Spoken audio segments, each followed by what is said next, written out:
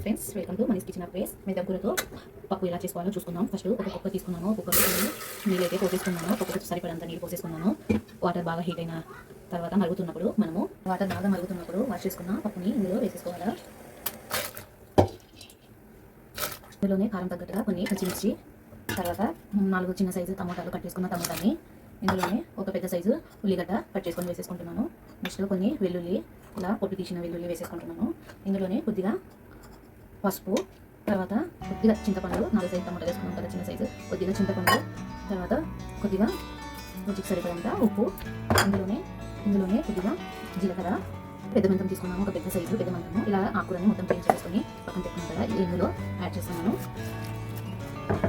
ఇదంతా మొత్తము ఒకసారి ఇలా మిక్స్ చేసుకోవాలా.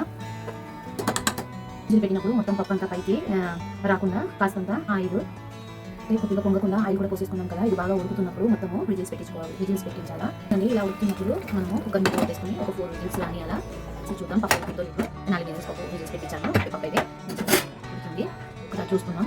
పప్పు అయితే ఉడికింది. నెక్స్ట్ పక్కన పెట్టేసుకుని దీన్ని పప్పుని మొత్తం మెదిగేసుకుంటా.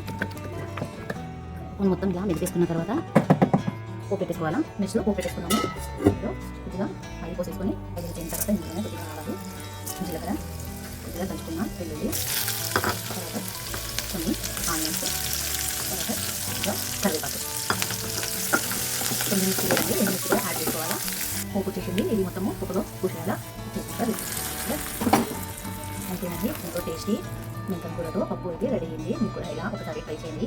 Comment, like and subscribe.